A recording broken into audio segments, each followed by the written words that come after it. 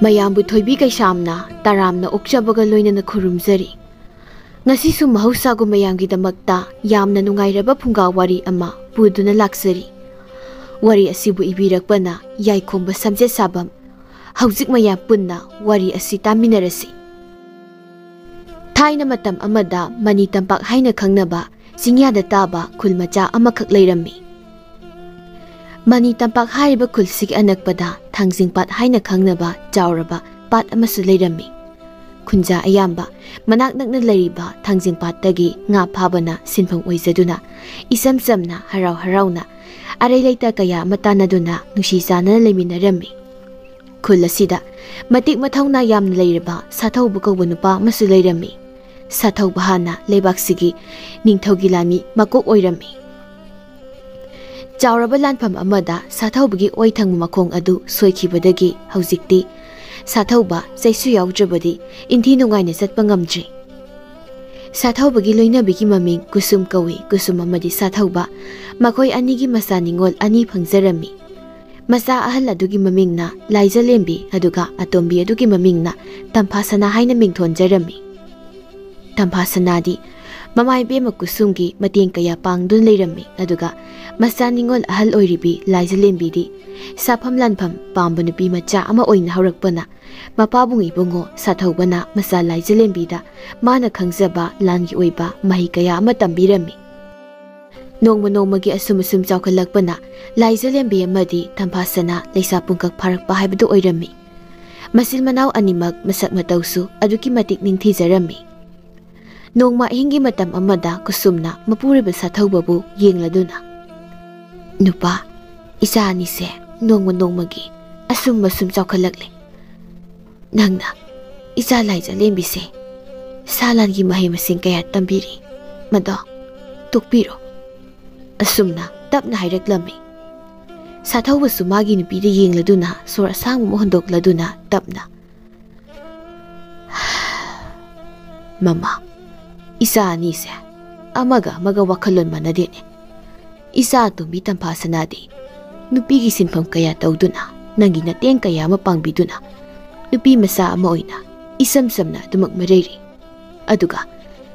ꯏꯆꯥ ꯂꯥꯏꯖꯂꯦꯝꯕꯤꯗꯤ ꯅꯨꯄꯥ ꯑꯃꯒꯨꯝꯅ ꯁꯥ ꯂꯥꯟ ꯄꯥꯝꯖꯩ꯫ ꯃꯁꯥꯗ ꯃꯇꯤꯛ ꯃꯊꯧꯅꯥ ꯑꯃꯒ ꯂꯣꯏꯅꯅ ꯇꯣꯉꯥꯟꯕ ꯁꯛꯇꯤ ꯑꯃ ꯌꯥꯎꯖꯩ ꯍꯥꯏꯕ ꯑꯩ ꯈꯪꯏ꯫ ꯃꯔꯝ ꯑꯗꯨꯅ ꯑꯩꯅ ꯏꯆꯥꯗ ꯂꯥꯟꯒꯤ ꯃꯍꯩ ꯀꯌꯥꯁꯦ ꯇꯝꯕꯤꯔꯤꯕꯅꯤ꯫ ꯃꯗꯨ ꯐꯅ ꯑꯣꯏꯗꯨꯅꯁꯨ ꯅꯨꯄꯥ, ꯏꯆꯥꯁꯤ ꯅꯨꯄꯤꯅꯤ꯫ ꯅꯨꯄꯤ ꯑꯃ ꯑꯣꯏꯔꯒꯗꯤ ꯍꯌꯦꯡ ꯃꯌꯨꯝ ꯃꯀꯩ ꯄꯥꯟꯗꯨꯅ ꯏꯃꯨꯡ ꯑꯃꯒꯤ ꯃꯇꯤꯛ ꯆꯥꯕꯤ ꯌꯨꯝꯕꯨꯔꯦꯝꯕꯤ ꯑꯃ ꯑꯣꯏꯍꯟꯕ ꯃꯃꯥ ꯑꯩꯅ ꯄꯥꯝꯃꯤ꯫ ꯃꯔꯝ ꯑꯗꯨꯅ ꯅꯨꯄꯥ, ꯅꯪꯅꯁꯨ ꯏꯆꯥꯗ ꯑꯃꯨꯛꯇ ꯍꯥꯏꯗꯨꯅ ꯌꯦꯡꯉꯣ꯫ ꯑꯩꯁꯨ ꯍꯥꯏꯕ ꯌꯥꯕꯗꯤ ꯍꯥꯏꯗꯨꯅ ꯌꯦꯡꯉꯤ." ꯃꯃꯥ ꯃꯄꯥ ꯑꯅꯤꯅ ꯁꯥꯟꯅꯔꯤꯕ ꯋꯥꯔꯤꯗꯨ ꯂꯥꯏꯖꯂꯦꯝꯕꯤꯁꯨ ꯇꯥꯔꯝꯃꯤ꯫ ꯃꯗꯨꯅ ꯃꯥꯒꯤ ꯊꯃꯣꯏꯗ ꯀꯔꯤꯒꯤ ꯃꯥꯕꯨ ꯅꯨꯄꯤ ꯑꯃ ꯑꯣꯏꯅ ꯄꯣꯛꯂꯝꯂꯤꯕꯅꯣ ꯍꯥꯏꯅ ꯃꯇꯣꯝꯇ ꯅꯤꯡꯉꯝꯗꯅ ꯁꯣꯟꯖꯗꯨꯅ ꯂꯩꯖꯔꯤ꯫ ꯑꯗꯨꯝꯅ ꯑꯍꯤꯡ ꯑꯗꯨ ꯍꯧꯈꯤꯗꯨꯅ ꯏꯅꯣꯡꯉꯥꯟꯕꯒ ꯃꯈꯣꯏ ꯃꯔꯤ ꯄꯨꯟꯅ ꯂꯩꯕ ꯂꯩꯇꯕ ꯍꯥꯎꯕ ꯍꯥꯎꯇꯕ ꯊꯤꯗꯅ ꯑꯔꯩꯕ ꯈꯔ ꯍꯔꯥꯎ ꯍꯔꯥꯎ ꯆꯥꯃꯤꯟꯅꯔꯤ꯫ ꯆꯥꯕ ꯊꯛꯄꯗ ꯂꯣꯏꯕꯒ ꯀꯨꯁꯨꯝ ꯑꯃꯗꯤ ꯇꯝꯐꯥꯁꯅꯥ ꯃꯈꯣꯏ ꯑꯅꯤꯅ ꯏꯃꯨꯡꯒꯤ ꯊꯕꯛ ꯏꯪꯈꯥꯡ ꯇꯧꯗꯨꯅ ꯂꯩꯔꯤ꯫ ꯑꯗꯨꯕꯨ ꯂꯥꯏꯖꯂꯦꯝꯕꯤꯗꯤ ꯆꯩꯁꯥꯡ ꯑꯃ ꯄꯥꯏꯗꯨꯅ ꯍꯥꯏ ꯍꯣꯝꯗꯨꯅ ꯁꯥꯟꯅꯔꯒ ꯂꯩꯔꯤꯉꯩ ꯁꯥꯊꯧꯕ ꯃꯁꯥꯒꯤ ꯃꯅꯥꯛꯇ ꯆꯪꯁꯤꯜꯂꯛꯏ꯫ ꯂꯥꯏꯖꯁꯨ ꯃꯄꯥꯕꯨꯡ ꯎꯖꯕꯗ ꯅꯣꯛꯐꯦꯠ ꯇꯧꯖꯩ꯫ ꯑꯗꯨꯕꯨ ꯁꯥꯊꯧꯕꯅ ꯃꯆꯥꯕꯨ ꯃꯅꯥꯛꯇ ꯀꯧꯁꯤꯟꯗꯨꯅ ꯐꯝꯍꯜꯂꯝꯃꯤ ꯑꯗꯨꯒ ꯇꯞꯅ, "ꯌꯦꯡꯉꯨ ꯏꯄꯥꯒꯤ ꯕꯦꯝꯃ, ꯅꯍꯥꯛ ꯅꯣꯡꯃ ꯅꯣꯡꯃꯒꯤ ꯑꯁꯨꯝ ꯆꯥꯎꯁꯤꯜꯂꯛꯂꯕꯅꯤ꯫ ꯅꯪꯒꯤ ꯃꯁꯥꯗ ꯌꯥꯎꯔꯤꯕ ꯇꯣꯉꯥꯟꯕ ꯁꯛꯇꯤ ꯑꯗꯣ ꯏꯄꯥꯅ ꯈꯪꯏ꯫ ꯑꯗꯨꯕꯨꯅꯤ ꯏꯄꯥꯒꯤ ꯕꯦꯝꯃ, ꯅꯍꯥꯛ ꯅꯨꯄꯤ ꯑꯃꯅꯤ꯫ ꯃꯔꯝ ꯑꯗꯨꯅ ꯅꯪꯒꯤ ꯅꯁꯥꯗ ꯌꯥꯎꯔꯤꯕ ꯁꯛꯇꯤ ꯑꯗꯣ ꯃꯥꯂꯦꯝ ꯑꯁꯤꯗꯒꯤ ꯂꯣꯠꯁꯤꯟꯕꯒꯤ ꯃꯇꯝ ꯑꯗꯣ ꯌꯧꯔꯛꯂꯦ꯫ ꯅꯪꯉꯣꯟꯗ ꯌꯥꯎꯔꯤꯕ ꯁꯛꯇꯤ ꯑꯗꯣ ꯂꯥꯟꯃꯤ ꯑꯃꯒꯤꯅꯤ, ꯃꯗꯣ ꯅꯪꯒꯤ ꯅꯠꯇꯦ꯫ ꯅꯪꯒꯤ ꯁꯛꯇꯤ ꯑꯗꯨꯒꯤ ꯃꯇꯤꯛ ꯆꯥꯕ ꯊꯕꯛꯇꯤ ꯏꯄꯥꯅ ꯇꯧꯒꯅꯤ꯫ ꯑꯗꯨꯒ ꯅꯪꯅ ꯇꯧꯒꯗꯕꯁꯤꯅ ꯏꯃꯨꯡ ꯑꯁꯤꯒꯤ ꯃꯤꯡꯆꯠ ꯍꯦꯟꯒꯠꯍꯟꯕ ꯑꯁꯤꯅꯤ꯫ ꯃꯁꯤꯕꯨ ꯏꯆꯥ ꯉꯝꯒꯗꯔꯣ?" ꯃꯄꯥꯕꯨꯡꯅ ꯍꯥꯏꯔꯛꯂꯤꯕ ꯋꯥꯐꯝ ꯑꯗꯨ ꯇꯥꯕꯗ ꯂꯥꯏꯖꯂꯦꯝꯕꯤꯒꯤ ꯃꯤꯠꯂꯨ ꯑꯅꯤꯃꯛ ꯄꯤꯔꯥꯡ ꯏꯍꯧꯔꯛꯂꯝꯃꯤ꯫ ꯂꯥꯏꯖꯂꯦꯝꯕꯤ ꯃꯇꯤꯛ ꯃꯊꯧꯅꯥ ꯂꯩꯕ ꯂꯥꯟꯃꯤ ꯑꯃ ꯑꯣꯏꯕ ꯉꯁꯤꯁꯨ ꯄꯥꯝꯂꯤ꯫ ꯑꯗꯨꯕꯨ ꯃꯥꯅ ꯂꯥꯏꯕꯛ ꯊꯤꯕꯤ ꯅꯤꯡꯉꯣꯜꯒꯤ ꯃꯄꯣꯛꯇ ꯄꯣꯛꯂꯨꯕꯅ ꯃꯥꯒꯤ ꯁꯛꯇꯤ ꯑꯃꯗꯤ ꯃꯥꯒꯤ ꯑꯄꯥꯝꯕ ꯀꯌꯥ ꯑꯗꯨ ꯂꯣꯠꯁꯤꯟꯕꯗ ꯇꯥꯔꯝꯃꯤ꯫ ꯑꯗꯨꯝꯅ ꯆꯍꯤ ꯈꯔ ꯍꯧꯈ꯭ꯔꯦ ꯂꯥꯏꯖꯂꯦꯝꯕꯤ ꯑꯃꯗꯤ ꯇꯝꯐꯥꯁꯅꯥ ꯍꯧꯖꯤꯛꯇꯤ ꯃꯄꯨꯡ ꯃꯔꯩ ꯐꯥꯔꯕ ꯃꯁꯛ ꯃꯇꯧ ꯑꯗꯨꯒꯤ ꯃꯇꯤꯛ ꯅꯤꯡꯊꯤꯖꯕꯤ ꯂꯩꯁꯥꯕꯤ ꯍꯥꯏꯕꯗꯨ ꯑꯣꯏꯔꯝꯃꯤ ꯇꯝꯐꯥꯁꯅꯥꯗꯤ ꯍꯥꯟꯅꯒꯤ ꯍꯥꯟꯅ ꯃꯃꯥꯒꯤ ꯃꯇꯦꯡ ꯀꯌꯥ ꯄꯥꯡꯗꯨꯅ ꯑꯗꯨꯃꯛ ꯂꯩꯖꯔꯤ ꯑꯗꯨꯕꯨ ꯂꯥꯏꯖꯂꯦꯝꯕꯤꯗꯤ ꯃꯁꯥꯅ ꯄꯥꯝꯖꯗ ꯃꯥꯒꯤ ꯄꯥꯡꯒꯜ ꯊꯧꯅꯥ ꯑꯃ ꯃꯁꯥꯗ ꯄꯣꯛꯄꯗꯒꯤ ꯂꯣꯏꯅꯔꯛꯂꯕ ꯀꯜꯂꯕ ꯁꯛꯇꯤ ꯀꯌꯥ ꯑꯗꯨ ꯂꯣꯠꯁꯤꯟꯗꯨꯅ ꯏꯆꯝ ꯆꯝꯕꯤ ꯆꯅꯨꯔꯥ ꯑꯃꯒꯤ ꯁꯛꯂꯣꯟꯗ ꯉꯁꯤꯁꯨ ꯂꯩꯔꯤ ꯁꯣꯝꯗꯅ ꯂꯩꯕꯥꯛ ꯅꯤꯡꯊꯧꯒꯤ ꯃꯐꯝꯗ ꯇꯝꯊꯤꯔꯕ ꯁꯤꯡꯁꯥꯡꯂꯥꯛꯄ ꯀꯧꯕ ꯂꯨꯆꯤꯡꯕ ꯑꯃꯅ ꯂꯥꯟꯗꯥꯔꯛꯂꯝꯃꯤ ꯁꯤꯡꯁꯥꯡꯂꯥꯛꯄꯒꯤ ꯂꯥꯟꯃꯤ ꯇꯦꯡꯒꯣꯜ ꯃꯔꯛꯇ ꯁꯛꯇꯤ ꯌꯥꯝꯅ ꯂꯩꯕꯤ ꯃꯤꯇ꯭ꯔꯪ ꯍꯩꯕꯤ ꯑꯌꯥꯡꯂꯩꯃ ꯀꯧꯕꯤ ꯅꯨꯄꯤ ꯑꯃꯁꯨ ꯌꯥꯎꯔꯝꯃꯤ ꯁꯤꯡꯁꯥꯡꯂꯥꯛꯄ ꯃꯥꯅ ꯂꯥꯟꯐꯝ ꯀꯌꯥꯗ ꯃꯥꯏꯊꯤꯕ ꯅꯪꯗ꯭ꯔꯤꯕ ꯑꯁꯤ ꯑꯌꯥꯡꯂꯩꯃꯒꯤ ꯃꯤꯇ꯭ꯔꯪꯒꯤ ꯄꯥꯡꯒꯜꯅꯅꯤ ꯂꯥꯟꯃꯤ ꯑꯃ ꯆꯦꯜꯂꯛꯇꯨꯅ ꯅꯤꯡꯊꯧꯗ ꯁꯤꯡꯁꯥꯡꯂꯥꯛꯄꯅ ꯂꯥꯟꯗꯥꯔꯛꯂꯦ ꯍꯥꯏꯅ ꯄꯥꯎꯗꯝꯂꯝꯃꯤ ꯄꯥꯎꯗꯨ ꯇꯥꯕꯗ ꯅꯤꯡꯊꯧꯅ ꯀꯅꯥ ꯀꯅꯥ ꯂꯩ ꯉꯁꯤ ꯍꯥꯏꯕ ꯅꯨꯃꯤꯠ ꯑꯁꯤꯗꯒꯤ ꯑꯩꯒꯤ ꯂꯩꯕꯥꯛ ꯑꯁꯤ ꯂꯩꯔꯤꯕ ꯌꯨꯝꯊꯣꯡ ꯈꯨꯗꯤꯡꯃꯛꯇꯒꯤ ꯅꯨꯄꯥ ꯑꯃꯃꯝ ꯊꯣꯔꯛꯇꯨꯅ ꯂꯥꯟ ꯆꯠꯀꯗꯕꯅꯤ ꯍꯥꯏꯅ ꯁꯒꯣꯜ ꯐꯥꯎꯖꯤꯜ ꯆꯠꯂꯨ ꯑꯁꯨꯝꯅ ꯍꯥꯏꯔꯛꯂꯝꯃꯤ ꯁꯤꯡꯁꯥꯡꯂꯥꯛꯄ ꯃꯥꯅ ꯂꯥꯟꯗꯥꯔꯛꯄꯒꯤ ꯄꯥꯎꯅ ꯂꯩꯕꯥꯛ ꯑꯗꯨ ꯄꯨꯝꯅꯤꯟ ꯅꯤꯜꯂꯝꯃꯤ ꯃꯅꯤ ꯇꯝꯄꯥꯛꯇ ꯂꯩꯔꯤꯕ ꯈꯨꯟꯖꯥ ꯃꯌꯥꯝ ꯑꯗꯨ ꯃꯈꯣꯏ ꯄꯨꯟꯅ ꯆꯥꯎꯔꯕ ꯀꯨꯝꯍꯩ ꯑꯃ ꯄꯥꯡꯊꯣꯛꯂꯝꯃꯤ ꯀꯨꯝꯍꯩ ꯑꯗꯨꯒꯤ ꯃꯄꯨꯡ ꯑꯣꯏꯕ ꯊꯧꯔꯝꯗꯤ ꯈꯨꯜ ꯑꯗꯨ ꯂꯩꯔꯤꯕ ꯂꯩꯁꯥ ꯄꯥꯈꯪ ꯀꯌꯥ ꯐꯖꯔꯕ ꯐꯤꯖꯦꯠ ꯂꯩꯇꯦꯡ ꯁꯦꯠꯂꯗꯨꯅ ꯍꯔꯥꯎ ꯅꯨꯡꯉꯥꯏꯅ ꯖꯒꯣꯏ ꯁꯥꯗꯨꯅ ꯏꯁꯩ ꯁꯛꯂꯝꯃꯤ ꯑꯗꯨꯝꯅ ꯅꯨꯡꯉꯥꯏꯔꯕ ꯀꯨꯝꯍꯩ ꯑꯗꯨ ꯄꯥꯡꯊꯣꯛꯂꯤꯉꯩ ꯏꯈꯪ ꯈꯪꯍꯧꯗꯅ ꯂꯥꯟꯃꯤ ꯈꯔ ꯁꯒꯣꯜ ꯇꯣꯡꯗꯨꯅ ꯂꯥꯛꯂꯒ ꯈꯨꯟꯖꯥ ꯃꯤꯌꯥꯝ ꯑꯗꯨꯒꯤ ꯃꯥꯡꯗ ꯂꯦꯞꯂꯗꯨꯅ ꯂꯥꯟꯃꯤ ꯂꯨꯆꯤꯡꯕꯗꯨꯅ ꯅꯨꯡꯁꯤꯔꯕ ꯃꯅꯤ ꯇꯝꯄꯥꯛ ꯈꯨꯜꯒꯤ ꯈꯨꯟꯖꯥ ꯃꯤꯌꯥꯝꯁꯨ ꯇꯥꯕꯤꯌꯨ ꯑꯩꯈꯣꯏꯒꯤ ꯂꯩꯕꯥꯛꯁꯤꯒꯤ ꯈꯥ ꯊꯪꯕ ꯃꯥꯏꯀꯩꯗ ꯁꯤꯡꯁꯥꯡꯂꯥꯛꯄ ꯃꯥꯅ ꯂꯥꯟꯗꯥꯔꯛꯂꯦ ꯃꯔꯝ ꯑꯗꯨꯅ ꯃꯅꯤ ꯇꯝꯄꯥꯛ ꯑꯁꯤꯗ ꯂꯩꯔꯤꯕ ꯌꯨꯝꯊꯣꯡ ꯈꯨꯗꯤꯡꯃꯛꯇꯒꯤ ꯅꯨꯄꯥ ꯑꯃꯃꯝ ꯊꯣꯔꯛꯇꯨꯅ ꯂꯥꯟ ꯆꯠꯄꯗ ꯃꯇꯦꯡ ꯄꯥꯡꯕꯤꯌꯨ ꯑꯁꯨꯝꯅ ꯍꯥꯏꯔꯝꯂꯒ ꯌꯨꯝꯊꯣꯡ ꯌꯨꯝꯊꯣꯡ ꯈꯨꯗꯤꯡꯃꯛꯀꯤ ꯃꯤ ꯑꯃꯃꯝ ꯀꯧꯁꯤꯟꯗꯨꯅ ꯂꯥꯟꯒꯤ ꯕꯥꯔꯇꯣꯟ ꯄꯤꯔꯝꯃꯤ ꯁꯥꯊꯧꯕꯒꯤ ꯃꯃꯤꯡ ꯂꯥꯎꯊꯣꯔꯛꯄꯗ ꯃꯥꯒꯤ ꯆꯩꯁꯨꯗꯨ ꯊꯅꯝꯂꯒ ꯁꯥꯊꯧꯕꯁꯨ ꯊꯣꯔꯛꯂꯝꯃꯤ ꯁꯥꯊꯧꯕ ꯎꯕꯗ ꯂꯥꯟꯃꯤ ꯃꯀꯣꯛ ꯑꯗꯨꯅ ꯑꯍꯜ ꯑꯣꯏꯔꯕ ꯅꯨꯄꯥ ꯅꯪꯒꯤ ꯅꯆꯥ ꯅꯨꯄꯥ ꯂꯩꯔꯕꯗꯤ ꯃꯥꯕꯨ ꯑꯣꯏꯅ ꯊꯣꯛꯍꯜꯂꯛꯄ ꯌꯥꯕꯤꯗꯕ꯭ꯔꯥ ꯑꯁꯨꯝꯅ ꯍꯪꯂꯛꯂꯝꯃꯤ ꯁꯥꯊꯧꯕꯁꯨ ꯇꯞꯅ ꯏꯀꯥꯏ ꯈꯨꯝꯅꯅꯤꯡꯉꯥꯏ ꯑꯣꯏꯔꯕ ꯂꯨꯆꯤꯡꯕ ꯅꯅꯥꯏ ꯑꯩꯒꯤꯗꯤ ꯁꯦꯝꯕꯤꯕ ꯃꯄꯨꯒꯤ ꯊꯧꯖꯥꯜꯗꯒꯤ ꯏꯆꯥ ꯅꯤꯡꯉꯣꯜ ꯑꯅꯤ ꯑꯣꯏꯅ ꯐꯪꯖꯔꯦ ꯑꯗꯨꯅ ꯑꯩꯈꯣꯏꯒꯤ ꯏꯃꯨꯡꯒꯤꯗꯤ ꯑꯩꯅ ꯑꯣꯏꯅ ꯂꯥꯟ ꯊꯦꯡꯅꯔꯒꯅꯤ ꯂꯥꯟꯃꯤꯒꯤ ꯂꯨꯆꯤꯡꯕ ꯑꯗꯨꯁꯨ ꯁꯥꯊꯧꯕꯒꯤ ꯃꯇꯧ ꯑꯗꯨ ꯉꯥꯏꯍꯥꯛ ꯌꯦꯡꯂꯝꯂꯒ ꯂꯥꯟꯒꯤ ꯕꯥꯔꯇꯣꯟ ꯑꯗꯨ ꯄꯤꯔꯝꯃꯤ ꯁꯥꯊꯧꯕ ꯂꯥꯟꯒꯤ ꯕꯥꯔꯇꯣꯟ ꯑꯗꯨ ꯂꯧꯗꯨꯅ ꯆꯪꯒꯦ ꯍꯥꯏꯅ ꯃꯃꯥꯏ ꯂꯩꯊꯣꯔꯛꯄꯒ ꯂꯦꯞꯄ ꯉꯝꯗꯅ ꯇꯨꯁꯤꯜꯂꯤ ꯂꯥꯛꯂꯤꯕ ꯂꯥꯟꯃꯤ ꯀꯌꯥ ꯑꯗꯨ ꯆꯦꯟꯁꯤꯟꯗꯨꯅ ꯁꯥꯊꯧꯕꯕꯨ ꯍꯧꯒꯠꯄꯤꯗꯨꯅ ꯁꯥꯊꯧꯕꯁꯨ ꯆꯪꯈ꯭ꯔꯦ ꯂꯥꯏꯖꯂꯦꯝꯕꯤꯗꯤ ꯃꯄꯥꯕꯨꯡꯅ ꯃꯈꯣꯡ ꯌꯥꯗꯕꯅ ꯂꯥꯟ ꯆꯠꯄ ꯉꯝꯂꯣꯏ ꯁꯣꯏꯗꯅ ꯂꯥꯟꯐꯝꯗ ꯃꯄꯥꯕꯨꯡ ꯁꯤꯒꯅꯤ ꯍꯥꯏꯕ ꯈꯪꯂꯝꯃꯤ ꯑꯗꯨꯕꯨ ꯂꯥꯏꯖꯂꯦꯝꯕꯤꯅ ꯈꯪꯂꯕꯁꯨ ꯃꯄꯥꯕꯨꯡꯒꯤ ꯃꯐꯝꯗꯗꯤ ꯀꯔꯤꯁꯨ ꯍꯥꯏꯖꯕ ꯉꯝꯂꯝꯗꯦ ꯅꯨꯃꯤꯠ ꯑꯗꯨꯒꯤ ꯑꯍꯤꯡꯒꯤ ꯃꯇꯝꯗ ꯃꯈꯣꯏ ꯄꯨꯟꯅ ꯍꯥꯎꯕ ꯍꯥꯎꯇꯕ ꯍꯔꯥꯎ ꯍꯔꯥꯎ ꯆꯥꯛ ꯆꯥꯃꯤꯟꯅꯗꯨꯅ ꯀꯨꯁꯨꯝ ꯃꯄꯨꯔꯣꯏꯕꯕꯨ ꯌꯦꯡꯂꯗꯨꯅ ꯇꯞꯅ ꯅꯨꯄꯥ ꯑꯩꯈꯣꯏꯒꯤ ꯏꯃꯨꯡꯁꯤꯒꯤꯗꯤ ꯅꯨꯄꯥ ꯍꯥꯏꯕꯗꯣ ꯅꯪ ꯅꯇꯣꯝꯇꯅꯤ ꯅꯪꯅ ꯂꯥꯟ ꯆꯠꯈ꯭ꯔꯕꯗꯤ ꯅꯨꯄꯤ ꯉꯥꯛꯇꯅ ꯈꯨꯜꯂꯤꯡꯕ ꯏꯃꯨꯡ ꯍꯥꯏꯕꯗꯣ ꯑꯣꯏꯔꯒꯅꯤ ꯅꯆꯥ ꯑꯅꯤꯁꯤꯁꯨ ꯆꯥꯎꯁꯤꯜꯂꯛꯂꯕꯅꯤ ꯑꯗꯨꯅ ꯌꯥꯔꯒꯗꯤ ꯂꯥꯟꯁꯤ ꯆꯠꯄꯤ ꯋꯥꯗꯨ ꯂꯣꯏꯗ꯭ꯔꯤꯉꯩ ꯁꯥꯊꯧꯕꯅ ꯃꯃꯥ ꯂꯩꯕꯥꯛ ꯅꯤꯡꯊꯧꯒꯤ ꯃꯇꯦꯡ ꯄꯥꯡꯕ ꯍꯥꯏꯕꯁꯦ ꯄ꯭ꯔꯖꯥ ꯑꯩꯈꯣꯏꯒꯤ ꯃꯤꯌꯥꯝꯒꯤ ꯏꯊꯧ ꯅꯠꯇꯕ꯭ꯔꯣ ꯂꯩꯕꯥꯛꯁꯤꯕꯨ ꯌꯦꯛꯅꯕꯒꯤ ꯃꯈꯨꯠꯇ ꯇꯥꯗꯨꯅ ꯄ꯭ꯔꯖꯥ ꯃꯤꯌꯥꯝꯁꯤꯕꯨ ꯑꯋꯥ ꯑꯅꯥ ꯇꯥꯍꯟꯒꯗꯕꯒꯤ ꯁꯔꯨꯛꯄꯨꯗꯤ ꯑꯩ ꯑꯣꯏꯅ ꯁꯤꯈꯤꯕꯅ ꯍꯦꯟꯅ ꯐꯩ ꯁꯤ ꯍꯥꯏꯔꯝꯂꯒ ꯁꯥꯊꯧꯕ ꯍꯧꯒꯠꯇꯨꯅ ꯊꯣꯛꯈꯤꯔꯝꯃꯤ ꯆꯥꯕ ꯊꯛꯄꯗꯨ ꯂꯣꯏꯅꯔꯗꯨꯅ ꯇꯝꯐꯥꯁꯅꯥ ꯑꯃꯗꯤ ꯀꯨꯁꯨꯝꯅ ꯏꯃꯨꯡꯒꯤ ꯊꯕꯛ ꯏꯪꯈꯥꯡ ꯀꯌꯥ ꯂꯣꯏꯁꯤꯟꯗꯨꯅ ꯂꯩꯔꯤꯉꯩ ꯂꯥꯏꯖꯂꯦꯝꯕꯤ ꯃꯄꯥꯕꯨ ꯊꯤꯕ ꯂꯥꯛꯄꯗ ꯁꯥꯊꯧꯕꯗꯤ ꯃꯥꯒꯤ ꯊꯥꯡꯁꯥꯡ ꯑꯗꯨ ꯄꯨꯊꯣꯛꯂꯗꯨꯅ ꯌꯦꯡꯂꯒ ꯀꯞꯇꯨꯅ ꯂꯩꯔꯝꯃꯤ ꯂꯥꯏꯖꯂꯦꯝꯕꯤ ꯇꯞꯅ ꯃꯄꯥꯒꯤ ꯃꯅꯥꯛꯇ ꯆꯪꯂꯛꯂꯝꯃꯤ ꯃꯆꯥꯕꯨ ꯌꯦꯡꯂꯗꯨꯅ ꯁꯥꯊꯧꯕꯅ ꯑꯩꯅ ꯉꯁꯤ ꯆꯠꯀꯗꯧꯔꯤꯕꯁꯦ ꯂꯩꯕꯥꯛꯁꯤꯕꯨ ꯀꯟꯅꯕꯒꯤꯗꯃꯛꯇꯅꯤ ꯑꯩꯁꯨ ꯈꯪꯗꯕ ꯅꯠꯇꯦ ꯅꯨꯄꯥ ꯑꯩ ꯑꯃ ꯂꯩꯇꯕꯗ ꯅꯨꯄꯤ ꯉꯥꯛꯇ ꯈꯨꯜꯂꯤꯡꯕ ꯏꯃꯨꯡꯅ ꯍꯥꯏꯗꯨꯅ ꯃꯤꯑꯣꯏ ꯀꯌꯥꯅ ꯅꯈꯣꯏꯕꯨ ꯍꯟꯊꯅ ꯌꯦꯡꯂꯛꯀꯅꯤ ꯍꯥꯏꯕ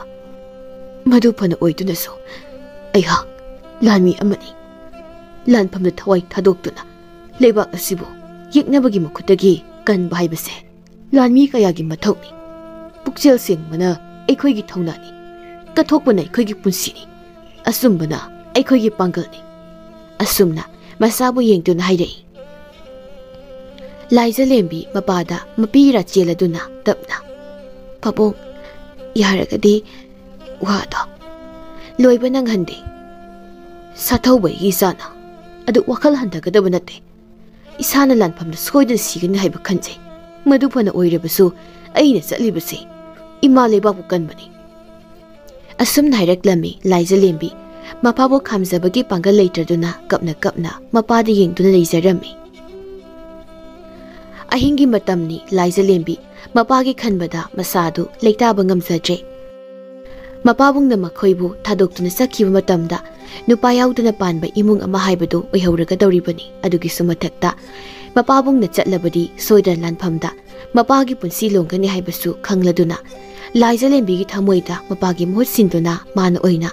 lanphamsida chatlagi haina mathamoida chap yungna lepkhari. Ahinga duda tapna hawgalaktuna mapagi khulai thampham ka adu sangaktuna mapagi langi phizol amadi mapabungna luna thamjaba thangsang adu paiduna tumina thoraktuna mapagi sagol adu huranduna ahinga duda mayum thadoktuna satkhirami. Inunga lakwagadi sathauba lanchatna basem saba loiraduna magi phizol amadi khulai thampham ka aduda changlakpada magi thangsang amadi magi langi phizol amata leiramche. Magi thangsang thamba mapham aduda masa Laija lembi gi maphamda sathawuna pibikhiba phazarba khudop adu oina leirami. Kusumna masa Laija lembi oina mapureibagi mohut sinduna chatkibaduda kapna mapureibabu yengladuna. Nupa isa Laijabu amukta khambiyo madi nupi masani lanphamda mathwai mangba tare isabu amukta khambiyo. Asumna haizarei sathaubasu mathwai wana sembiba mapu ibungo isagi laibukta nangna karibu tambiribado. Asumna mathamai wana masina sonjai sathauba masa Laija lembi gi damakta waribasidi lanphamna sigani haibagi natte. Masa Laija lembi bu nupini khanglakpada ningthaugi ahakpa cherak phangadra haina mathamoida wazabani. Madu fana oidunasu tapna isabu sembiba mapu mahakna tekta kaidan senabiduna mama mapa oiriba aikhogi mitmangta amuk hana lephanbiyuko si haiduna sathaubusu kapsari. Somdasu Laija lembi asum lakpana yumthong kayadagi langi damak lakliba nupa kayadugi lepham adu yosilakle. Laija lembisu nupa saduna miyoi kayagi marak aduda yausinduna lakpada ikhang khangaudana nupa amana Laija lembi da thengjilaktuna makhoi animak punat tusinminai nupa aduna. Namidu kadi yenga chatke nangisi tawgin tawiro si haiduna magi thangsang adu satoraktuna Laija lembi gi manakta thamlai. Kaino nangna pamise asum nanglubada nupa adu thangaduna Laija lembi gi manakta kana namsilakpani adubu khanghaudana magi mabukta chaina phore haidun yenglubada Laija lembi su magi thangna nupa dugi mabukta thingadabagi namduna leiramlibudu uri. Adumna leiringai lanmigi phizol setpa nupa ama chensilaktuna Laija lembi amadi nupa adu da phuduna makhoi ani khulai adu phatpat mulladuna ani dubu khamdoklami. Nupa adu ubada aduma khangle lanmigi lusingba amani haiba maram aduna Laija lembi amadi nupa adu makok noladuna lanmigi lusingbaduna khurumlami. Nakhoi ani tawramlibase matung tawgano nakhoi yeknaba nate irebak asibu yekna makhoidagi kangan hana lakliba thongna pharaba lamini. Si haiduna masa gi thangsang anidu masa da pirakpada Laija lembi na pairama thangadu ubada lami lusingbaduna nangi naming kari kawi kadaidagi lakpano. Asumna Laija lembi da yengladuna hanglaklami. Laija lembi mangonda tamna hanglakpasida masada pakhatpa amadi phaure adubu Laija lembi masada phauriba thukatpa pakhatpa kayadu phajinduna tapna lami lusingbadughi maphamda khurumjaduna. Aigimi Kaibiren sathauba haina kawi ai mani tampak haina khangnaba khulladudagi laksabani. Asum haireklami lusingbada nokfei tawduna Laija lembi di yenglamlaga sathirami. Tasengna Laija lembi di lusingbagi mataw adu ubada angakpa amadi phaurammi adubu Laija lembi gi angakpa asi ꯃꯤꯀꯨꯞ ꯑꯃꯇꯪꯒꯤ ꯑꯣꯏꯈꯤꯔꯝꯃꯤ ꯊꯪꯅꯕ ꯃꯤꯀꯨꯞꯇ ꯀꯩꯁꯨ ꯇꯧꯗꯕ ꯁꯥꯗꯨꯅ ꯑꯗꯨꯃꯛ ꯂꯩꯈꯤꯔꯝꯃꯤ ꯂꯩꯕꯥꯛꯁꯤꯒꯤ ꯌꯨꯝꯊꯣꯡ ꯀꯌꯥꯗꯒꯤ ꯂꯥꯟꯒꯤꯗꯃꯛ ꯂꯥꯛꯂꯤꯕ ꯅꯨꯄꯥ ꯀꯌꯥ ꯑꯗꯨ ꯃꯈꯣꯏ ꯄꯨꯜꯂꯞꯅ ꯂꯦꯞꯇꯨꯅ ꯂꯩꯔꯝꯃꯤ ꯃꯌꯥꯝ ꯑꯗꯨꯒꯤ ꯃꯔꯛꯇ ꯂꯥꯏꯖꯂꯦꯝꯕꯤꯁꯨ ꯅꯨꯄꯥ ꯑꯃ ꯁꯥꯗꯨꯅ ꯑꯗꯨꯃꯛ ꯌꯥꯎꯔꯤ ꯉꯁꯥꯏ ꯍꯥꯟꯅ ꯊꯦꯡꯅꯈꯤꯕ ꯂꯥꯟꯃꯤ ꯂꯨꯆꯤꯡꯕꯗꯨ ꯊꯣꯔꯛꯇꯨꯅ ꯃꯌꯥꯝ ꯑꯗꯨꯕꯨ ꯌꯦꯡꯂꯗꯨꯅ ꯑꯩꯒꯤ ꯃꯤꯡ ꯄꯤꯕꯥꯔꯦꯜ ꯂꯩꯕꯥꯛꯁꯤꯒꯤ ꯈꯥ ꯅꯣꯡꯆꯨꯞ ꯊꯪꯕ ꯀꯥꯡꯆꯨꯞꯁꯤꯒꯤ ꯂꯥꯟꯃꯤ ꯂꯨꯆꯤꯡꯕꯅꯤ ꯂꯩꯕꯥꯛꯁꯤꯕꯨ ꯌꯦꯛꯅꯕꯒꯤ ꯃꯈꯨꯠꯇꯒꯤ ꯀꯟꯒꯅꯤ ꯍꯥꯏꯅ ꯊꯧꯅꯥ ꯐꯅ ꯊꯣꯔꯛꯂꯤꯕ ꯅꯈꯣꯏ ꯃꯌꯥꯝꯒꯤ ꯊꯧꯅꯥ ꯂꯤꯡꯖꯦꯜ ꯑꯗꯨꯕꯨ ꯑꯩꯅ ꯊꯥꯒꯠꯂꯤ ꯅꯈꯣꯏꯒꯤ ꯊꯧꯅꯥ ꯍꯟꯗꯅ ꯍꯌꯦꯡ ꯍꯥꯏꯕ ꯅꯨꯃꯤꯠ ꯑꯁꯤꯗꯒꯤ ꯂꯥꯟꯒꯤ ꯃꯍꯩ ꯀꯌꯥ ꯇꯝꯕ ꯍꯧꯔꯛꯀꯗꯕꯅꯤ ꯑꯁꯨꯝꯅ ꯍꯥꯏꯔꯝꯂꯒ ꯄꯤꯕꯥꯔꯦꯜꯁꯨ ꯆꯪꯈꯤꯔꯝꯃꯤ ꯄꯤꯕꯥꯔꯦꯜꯒꯤ ꯃꯈꯥꯗ ꯂꯩꯕ ꯂꯥꯟꯃꯤ ꯂꯨꯆꯤꯡꯕ ꯑꯃꯅ ꯃꯌꯥꯝ ꯑꯗꯨꯕꯨ ꯌꯦꯡꯂꯗꯨꯅ ꯉꯁꯤꯒꯤ ꯅꯨꯃꯤꯠꯁꯤꯃꯗꯤ ꯅꯨꯡꯉꯥꯏꯅ ꯃꯐꯝ ꯑꯁꯤ ꯄꯣꯊꯥꯗꯨꯅ ꯂꯩꯔꯣ ꯑꯗꯨꯒ ꯍꯌꯦꯡ ꯍꯥꯏꯕ ꯅꯨꯃꯤꯠ ꯑꯁꯤꯗꯒꯤ ꯂꯥꯟꯒꯤ ꯃꯍꯩ ꯀꯌꯥ ꯑꯃ ꯇꯝꯕ ꯍꯧꯔꯁꯤ ꯑꯁꯨꯝꯅ ꯍꯥꯏꯔꯝꯂꯒ ꯂꯨꯆꯤꯡꯕꯗꯨꯁꯨ ꯆꯪꯈ꯭ꯔꯦ ꯂꯥꯟꯒꯤꯗꯃꯛ ꯂꯥꯛꯂꯤꯕ ꯃꯌꯥꯝ ꯑꯗꯨ ꯍꯔꯥꯎ ꯅꯨꯡꯉꯥꯏꯅ ꯂꯥꯎꯅꯔꯛꯂꯝꯃꯤ ꯅꯨꯄꯥ ꯉꯥꯛꯇ ꯑꯣꯏꯕꯅꯤꯅ ꯌꯨ ꯊꯛꯇꯨꯅ ꯑꯃꯅ ꯑꯃꯒꯤ ꯃꯃꯤꯡ ꯍꯪꯅꯗꯨꯅ ꯑꯋꯥ ꯅꯨꯡꯉꯥꯏ ꯋꯥꯔꯤ ꯀꯌꯥ ꯑꯃ ꯁꯥꯟꯅꯔꯝꯃꯤ ꯑꯗꯨꯕꯨ ꯂꯥꯏꯖꯂꯦꯝꯕꯤꯗꯤ ꯃꯌꯥꯝꯅ ꯄꯨꯜꯂꯤꯕꯗꯨ ꯌꯥꯎꯗꯅ ꯃꯇꯣꯝꯇ ꯅꯥꯀꯜ ꯑꯃꯗ ꯂꯩꯖꯔꯝꯃꯤ ꯑꯗꯨꯝꯅ ꯂꯩꯔꯤꯉꯩ ꯃꯇꯨꯡ ꯑꯗꯣꯝꯗꯒꯤ ꯅꯨꯄꯥ ꯑꯃꯅ ꯀꯩꯗꯧꯔꯒꯦ ꯅꯪꯗꯤ ꯃꯌꯥꯝꯅ ꯍꯔꯥꯎ ꯅꯨꯡꯉꯥꯏꯅ ꯄꯨꯜꯂꯤꯕꯁꯦ ꯌꯥꯎꯗꯅ ꯅꯇꯣꯝꯗ ꯂꯩꯔꯝꯂꯤꯕꯁꯤꯕꯣ ꯑꯁꯨꯝꯅ ꯍꯪꯂꯛꯏ ꯂꯥꯏꯖꯂꯦꯝꯕꯤꯁꯨ ꯃꯇꯨꯡ ꯑꯣꯟꯊꯣꯛꯇꯨꯅ ꯌꯦꯡꯂꯛꯄꯗ ꯃꯥꯒ ꯉꯁꯥꯏ ꯈꯠꯅꯈꯤꯕ ꯅꯨꯄꯥꯗꯨ ꯑꯣꯏꯗꯨꯅ ꯂꯩꯔꯝꯂꯦ ꯂꯥꯏꯖꯂꯦꯝꯕꯤ ꯃꯁꯥꯗ ꯁꯥꯎꯅꯤꯡꯕ ꯑꯃꯗꯤ ꯐꯥꯎꯔꯝꯃꯤ ꯑꯗꯨꯕꯨ ꯁꯥꯎꯅꯤꯡꯕꯗꯨ ꯐꯥꯊꯗꯨꯅ ꯇꯞꯅ ꯑꯩꯒꯤ ꯈꯨꯜꯗ ꯂꯩꯍꯧꯔꯤꯕ ꯑꯩꯒꯤ ꯏꯆꯜ ꯑꯃꯗꯤ ꯏꯄꯥ ꯃꯈꯣꯏ ꯀꯌꯥꯕꯨ ꯅꯤꯡꯁꯤꯡꯗꯨꯅ ꯑꯁꯨꯝ ꯑꯁꯤꯛꯄ ꯃꯐꯝ ꯑꯁꯤꯗ ꯑꯩ ꯂꯩꯔꯝꯕꯅꯤ ꯅꯨꯄꯥꯗꯨꯁꯨ ꯅꯣꯛꯐꯦ ꯇꯧꯗꯨꯅ ꯂꯥꯏꯖꯂꯦꯝꯕꯤꯒꯤ ꯃꯅꯥꯛꯇ ꯐꯠ ꯐꯝꯊꯔꯛꯇꯨꯅ ꯀꯩ ꯕꯤꯔꯦꯟ ꯁꯥꯊꯧꯕ ꯍꯥꯏꯕꯅꯤꯀꯣ ꯅꯪꯒꯤ ꯃꯤꯡꯗꯣ ꯑꯁꯨꯝꯅ ꯍꯪꯂꯝꯃꯤ ꯂꯥꯏꯖꯂꯦꯝꯕꯤꯁꯨ ꯍꯥꯏꯕꯒꯨꯝ ꯃꯉꯛꯇꯃꯛ ꯅꯣꯡꯂꯞꯂꯝꯃꯤ ꯋꯥꯗꯤ ꯑꯃꯇ ꯉꯥꯡꯂꯝꯗꯦ ꯑꯩꯒꯤ ꯃꯤꯡꯅ ꯌꯥꯏꯐꯍꯦꯟꯕ ꯉꯥꯏꯍꯥꯛ ꯁꯥꯎꯅꯈꯤꯕꯗꯨꯒꯤꯗꯃꯛ ꯋꯥꯔꯧ ꯄꯨꯂꯧ ꯊꯝꯂꯔꯣꯏꯁꯤꯀꯣ ꯁꯤ ꯍꯥꯏꯗꯨꯅ ꯃꯥꯅ ꯄꯨꯔꯛꯄ ꯌꯨ ꯍꯩꯔꯛꯄ ꯄꯥꯇ꯭ꯔ ꯑꯅꯤ ꯑꯗꯨꯒꯤ ꯃꯅꯨꯡꯗꯒꯤ ꯑꯃ ꯂꯥꯏꯖꯂꯦꯝꯕꯤꯗ ꯌꯦꯡꯂꯗꯨꯅ ꯄꯤꯔꯛꯏ ꯂꯥꯏꯖꯂꯦꯝꯕꯤ ꯍꯩꯅꯗꯕꯅꯗꯤ ꯂꯣꯏꯔꯕꯅꯤ ꯑꯗꯨꯕꯨ ꯅꯣꯛꯐꯦ ꯇꯧꯁꯤꯟꯅꯗꯨꯅ ꯑꯩꯁꯨ ꯀꯩꯁꯨ ꯈꯟꯗꯦꯗ ꯁꯤ ꯍꯥꯏꯗꯨꯅ ꯇꯞꯅ ꯄꯤꯔꯛꯂꯤꯕ ꯄꯥꯇ꯭ꯔꯗꯨ ꯂꯧꯔꯝꯃꯤ ꯌꯥꯏꯐꯍꯦꯟꯕꯁꯨ ꯅꯣꯛꯐꯦ ꯇꯧꯗꯨꯅ ꯐꯔꯦ ꯅꯪꯁꯨ ꯑꯩꯍꯥꯛ ꯅꯊꯟꯗ ꯂꯩꯍꯧꯔꯣ ꯑꯩꯁꯨ ꯑꯁꯣꯝꯗ ꯃꯌꯥꯝ ꯄꯨꯜꯂꯤꯕꯁꯦ ꯌꯥꯎꯔꯛꯈꯤꯒꯦꯀꯣ ꯁꯤ ꯍꯥꯏꯔꯝꯂꯒ ꯌꯥꯏꯐꯍꯦꯟꯕ ꯍꯧꯒꯠꯇꯨꯅ ꯆꯠꯈꯤꯔꯝꯃꯤ ꯂꯥꯏꯖꯂꯦꯝꯕꯤ ꯌꯥꯏꯐꯍꯦꯟꯕꯅ ꯄꯤꯔꯝꯂꯤꯕ ꯊꯛꯅꯕ ꯌꯨ ꯍꯥꯞꯂꯤꯕ ꯄꯥꯇ꯭ꯔꯗꯨ ꯂꯪꯊꯣꯛꯂꯗꯨꯅ ꯇꯞꯅ ꯃꯁꯛꯁꯤꯒ ꯑꯩꯒꯤ ꯃꯤꯡ ꯌꯥꯏꯐꯍꯦꯟꯕ ꯀꯧꯏ ꯀꯥꯏꯅ ꯋꯥꯔꯧ ꯄꯨꯂꯧ ꯊꯝꯅꯔꯣꯏꯁꯤꯀꯣ ꯀꯥꯏꯅꯒ ꯑꯁꯨꯝꯅ ꯃꯆꯤꯟꯗ ꯁꯥꯎꯅ ꯁꯣꯟꯗꯨꯅ ꯂꯩꯍꯧꯔꯝꯃꯤ ꯂꯥꯏꯖꯂꯦꯝꯕꯤꯅ ꯁꯥꯎꯔꯤꯕꯅꯤ ꯍꯥꯏꯗꯨꯅ ꯃꯆꯤꯟꯒ ꯇꯨꯝꯊꯣꯛꯂꯒ ꯃꯆꯤꯟꯗ ꯃꯨꯔꯨꯝ ꯃꯨꯔꯨꯝ ꯁꯣꯜꯂꯤ ꯃꯇꯧ ꯑꯗꯨ ꯌꯦꯡꯂꯗꯨꯅ ꯌꯥꯏꯐꯍꯦꯟꯕꯅ ꯅꯣꯛꯐꯦ ꯇꯧꯖꯩ ꯑꯁꯨꯝꯅ ꯑꯍꯤꯡ ꯑꯗꯨ ꯂꯣꯏꯈꯤꯗꯨꯅ ꯃꯊꯪꯒꯤ ꯅꯨꯃꯤꯠꯇꯒꯤꯗꯤ ꯂꯥꯟꯒꯤ ꯃꯍꯩ ꯀꯌꯥ ꯑꯃ ꯇꯝꯕ ꯍꯧꯔꯝꯃꯤ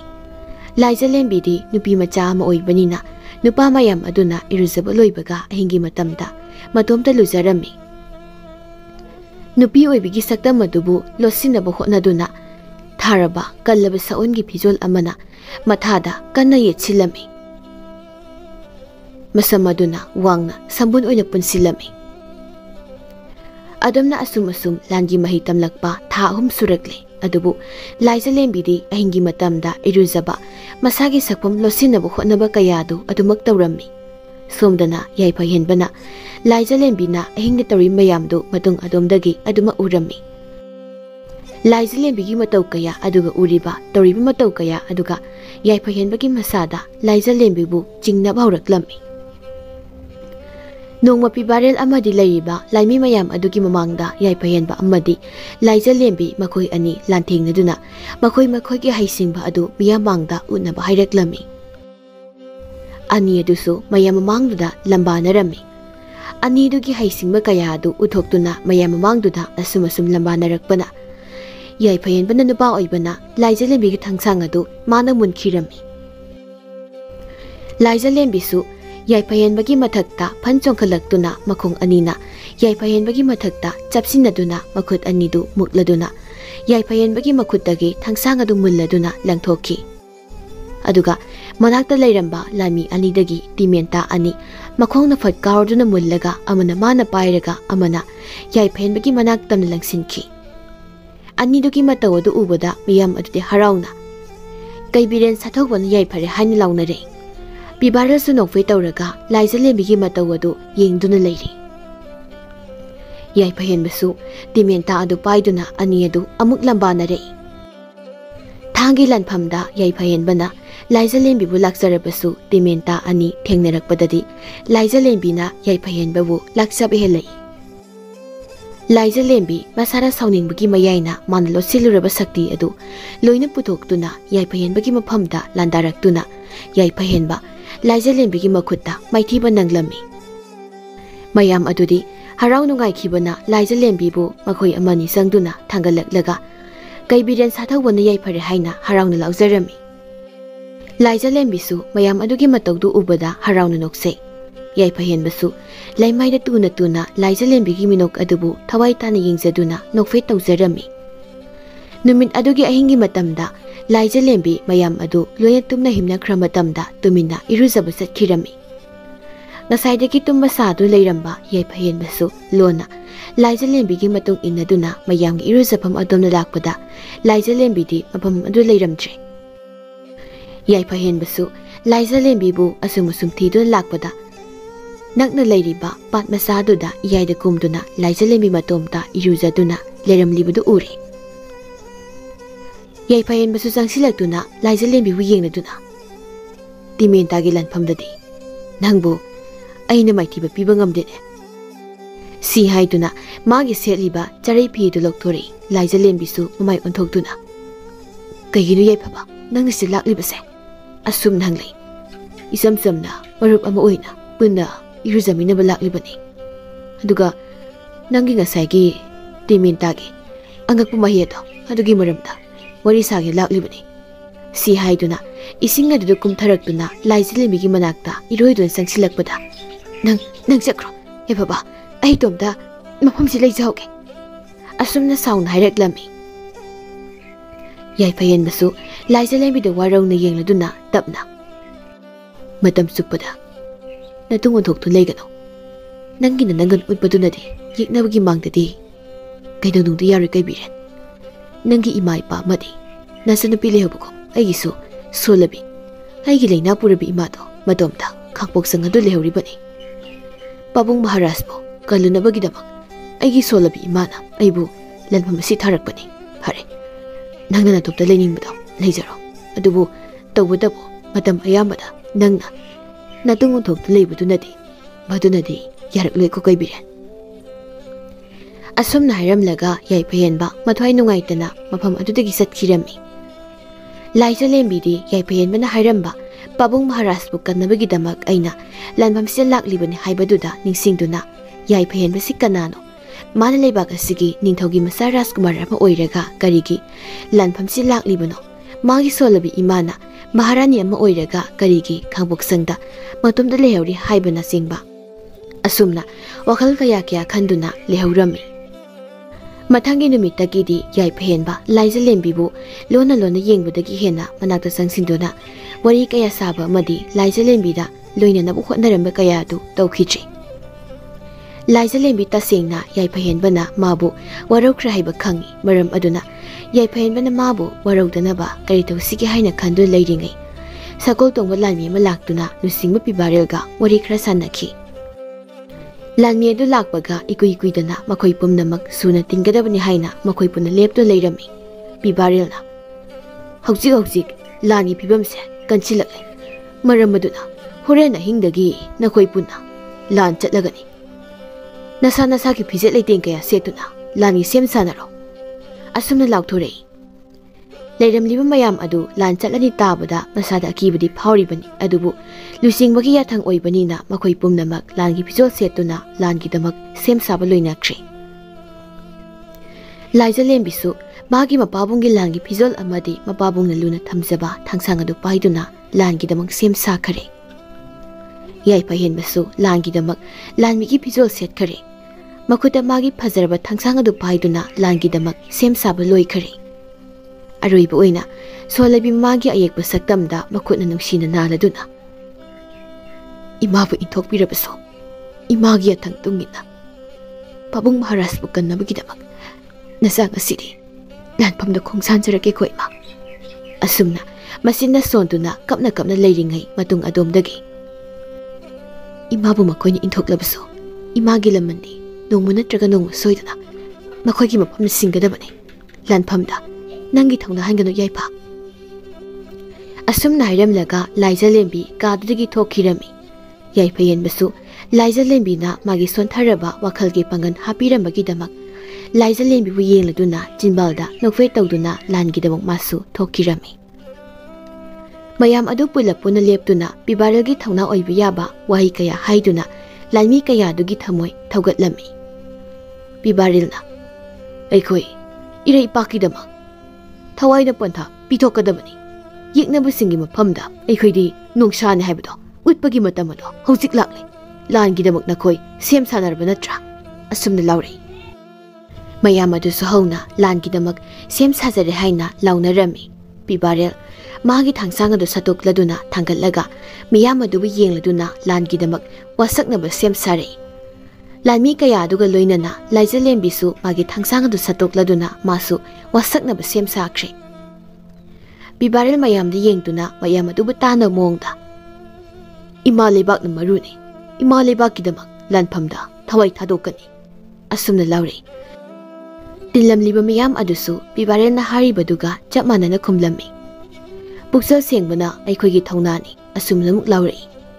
ꯂꯥꯟꯃꯤ ꯀꯌꯥꯗꯁꯨ ꯄꯤꯕꯥꯔꯦꯜꯒꯤ ꯇꯨꯡꯏꯟꯗꯨꯅ ꯑꯗꯨꯃꯛ ꯂꯥꯎꯔꯛꯏ ꯑꯃꯨꯛꯁꯨ ꯀꯠꯊꯣꯛꯄꯅ ꯑꯩꯈꯣꯏꯒꯤ ꯄꯨꯟꯁꯤꯅꯤ ꯑꯁꯨꯝꯅ ꯑꯃꯨꯛ ꯂꯥꯎꯔꯛꯏ ꯃꯌꯥꯝ ꯑꯗꯨꯒ ꯂꯣꯏꯅꯅ ꯂꯥꯏꯖꯂꯦꯝꯕꯤꯁꯨ ꯍꯧꯅ ꯀꯠꯊꯣꯛꯄꯅ ꯑꯩꯈꯣꯏꯒꯤ ꯄꯨꯟꯁꯤꯅꯤ ꯑꯁꯨꯝꯅ ꯂꯥꯎꯔꯝꯃꯤ ꯄꯤꯕꯥꯔꯦꯜꯅ ꯑꯆꯨꯝꯕꯅ ꯑꯩꯈꯣꯏꯒꯤ ꯄꯥꯡꯒꯜꯅꯤ ꯑꯁꯨꯝꯅ ꯑꯃꯨꯛ ꯂꯥꯎꯔꯛꯂꯝꯃꯤ ꯑꯔꯣꯏꯕꯒꯤ ꯑꯆꯨꯝꯕꯅ ꯑꯩꯈꯣꯏꯒꯤ ꯄꯥꯡꯒꯜꯅꯤ ꯍꯥꯏꯅ ꯋꯥꯁꯛꯂꯛꯄꯗꯨꯗ ꯂꯥꯏꯖꯂꯦꯝꯕꯤ ꯆꯤꯡꯕꯥꯜ ꯀꯥꯡꯊꯣꯛꯄ ꯉꯝꯂꯝꯗꯦ ꯃꯈꯨꯠꯅ ꯄꯥꯏꯔꯤꯕ ꯊꯥꯡꯁꯥꯡ ꯑꯗꯨ ꯐꯥꯎꯕ ꯊꯥꯡꯒꯠꯄ ꯉꯝꯗ ꯃꯈꯨꯠ ꯑꯗꯨ ꯊꯛ ꯅꯤꯛꯂꯝꯃꯤ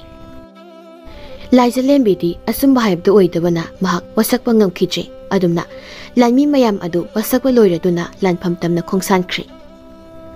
ꯄꯤꯕꯥꯔꯦꯜꯅ ꯂꯨꯆꯤꯡꯗꯨꯅ ꯃꯈꯣꯏ ꯄꯨꯟꯅ ꯈꯥ ꯅꯣꯡꯆꯨꯞ ꯊꯪꯕ ꯃꯥꯏꯀꯩꯗ ꯑꯁꯨꯝ ꯂꯥꯛꯄꯗ ꯆꯤꯡꯁꯥꯡ ꯂꯥꯛꯄꯅ ꯂꯥꯟꯗꯥꯗꯨꯅ ꯍꯥꯠꯈ꯭ꯔꯕ ꯂꯥꯟꯃꯤ ꯀꯌꯥꯒꯤ ꯊꯋꯥꯏ ꯌꯥꯎꯗ꯭ꯔꯕ ꯍꯛꯆꯥꯡ ꯀꯌꯥ ꯄꯩꯗꯨꯅ ꯂꯩꯔꯝꯂꯤꯕꯗꯨ ꯎꯕꯗ ꯂꯥꯛꯂꯤꯕ ꯂꯥꯟꯃꯤ ꯃꯌꯥꯝ ꯑꯗꯨꯒꯤ ꯃꯁꯥꯗ ꯑꯀꯤꯕ ꯐꯥꯎꯔꯝꯃꯤ ꯂꯦꯞꯄ ꯂꯩꯇ ꯑꯁꯨꯝ ꯆꯪꯁꯤꯜꯂꯛꯄꯅ ꯂꯥꯟꯊꯦꯡꯅꯒꯗꯧꯕ ꯃꯐꯝ ꯑꯗꯨ ꯌꯧꯔꯛꯂꯗꯨꯅ ꯂꯥꯟꯐꯝꯗꯒꯤ ꯍꯤꯡꯍꯧꯔꯤꯕ ꯂꯥꯟꯃꯤ ꯈꯔꯗꯨꯒ ꯃꯈꯣꯏ ꯄꯨꯟꯅ ꯊꯦꯡꯅꯗꯨꯅ ꯑꯍꯤꯡ ꯑꯗꯨꯃ ꯂꯦꯜꯂꯝꯃꯤ ꯂꯥꯏꯖꯂꯦꯝꯕꯤ ꯃꯇꯤꯛ ꯃꯊꯧꯅꯥ ꯑꯃꯒ ꯂꯣꯏꯅꯅ ꯌꯦꯛꯅꯕꯒ ꯂꯥꯟꯊꯦꯡꯅꯒꯅꯤ ꯈꯟꯗꯨꯅ ꯂꯥꯛꯂꯕꯁꯨ ꯃꯁꯥꯅ ꯑꯔꯥꯟꯕ ꯑꯃ ꯇꯧꯔꯨꯕꯅ ꯃꯊꯃꯣꯏ ꯑꯃꯗꯤ ꯂꯥꯏꯖꯂꯦꯝꯕꯤꯒꯤ ꯋꯥꯈꯜ ꯅꯨꯡꯉꯥꯏꯇꯕ ꯑꯁꯨꯝ ꯍꯦꯜꯂꯛꯂꯝꯃꯤ ꯂꯥꯏꯖꯂꯦꯝꯕꯤ ꯃꯥꯒꯤ ꯑꯁꯦꯡꯕ ꯁꯛꯇꯝ ꯑꯁꯤ ꯄꯤꯕꯥꯔꯦꯜꯒꯤ ꯃꯐꯝꯗ ꯇꯥꯛꯊꯣꯛꯂꯒꯦ ꯈꯟꯅ ꯂꯥꯛꯄꯅꯤ ꯑꯗꯨꯕꯨ ꯄꯤꯕꯥꯔꯦꯜꯅ ꯂꯥꯏꯖꯂꯦꯝꯕꯤꯒꯤ ꯋꯥ ꯑꯃ ꯇꯥꯗꯅ ꯍꯌꯦꯡꯒꯤ ꯂꯥꯟꯐꯝꯁꯤꯗꯤ ꯀꯩꯕꯤꯔꯦꯟ ꯅꯪꯒ ꯌꯥꯏꯐꯒꯅ ꯂꯨꯆꯤꯡꯗꯨꯅ ꯌꯦꯛꯅꯕ ꯇꯪꯈꯥꯏ ꯑꯃ ꯂꯝꯕꯥꯅꯒꯗꯕꯅꯤꯀꯣ ꯑꯁꯨꯝꯅ ꯑꯣꯏꯅ ꯍꯥꯏꯔꯛꯂꯝꯃꯤ ꯂꯥꯏꯖꯂꯦꯝꯕꯤꯁꯨ ꯋꯥ ꯑꯃ ꯐꯥꯎ ꯉꯥꯡꯕ ꯉꯝꯗꯅ ꯐꯒꯅꯤ ꯂꯨꯆꯤꯡꯕ ꯑꯁꯨꯝꯅ ꯄꯤꯕꯥꯔꯦꯜꯒꯤ ꯃꯐꯝꯗ ꯈꯨꯔꯨꯝꯂꯝꯂꯒ ꯑꯗꯨꯃꯛ ꯊꯣꯔꯛꯂꯝꯃꯤ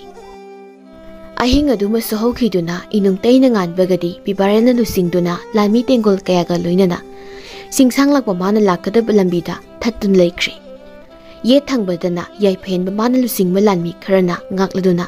ꯑꯣꯏ ꯊꯪꯕꯗꯅ ꯂꯥꯏꯖꯂꯦꯝꯕꯤ ꯑꯃꯗꯤ ꯃꯥꯒ ꯂꯣꯏꯅꯕ ꯂꯥꯟꯃꯤ ꯈꯔꯅ ꯁꯒꯣꯜ ꯃꯊꯛꯇ ꯇꯣꯡꯗꯨꯅ ꯃꯈꯨꯠꯇ ꯊꯥꯡꯁꯥꯡ ꯄꯥꯏꯗꯨꯅ ꯉꯥꯛꯂꯝꯃꯤ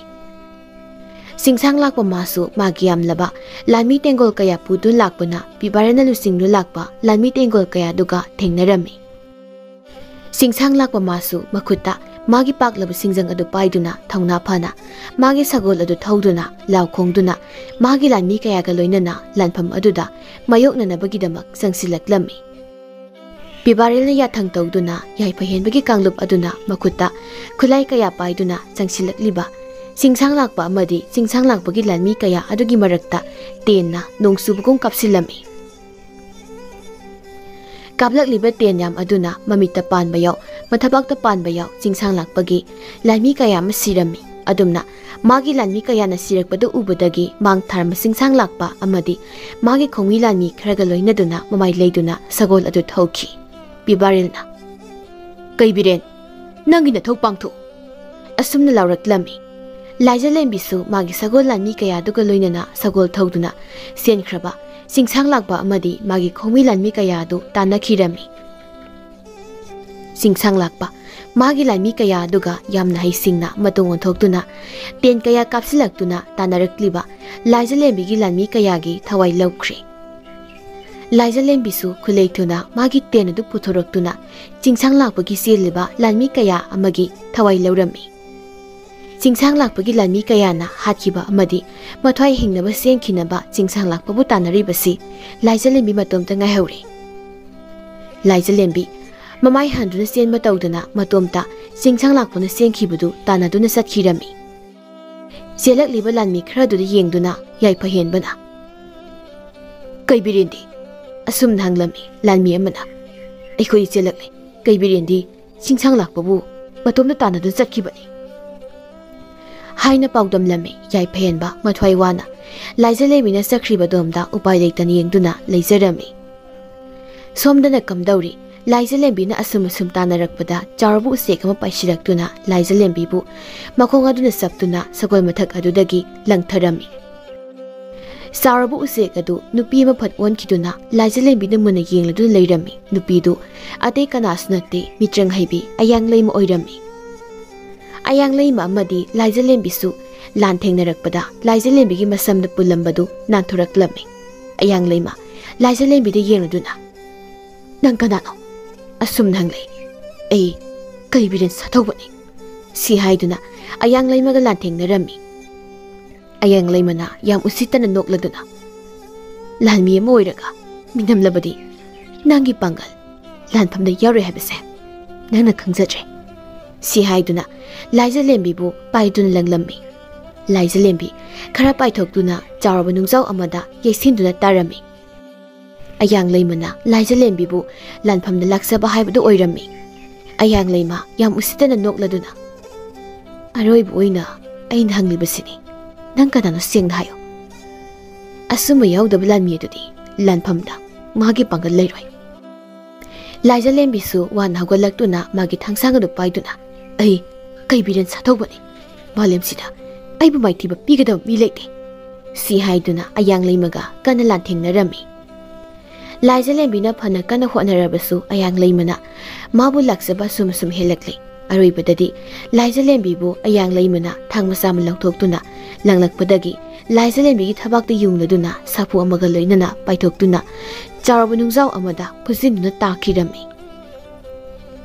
somdana singsang lakpa magi matik mogol leraba laimi kaya duga akanba phangna lanthengnarabasu singsang lakpa mana adumak laksaba helai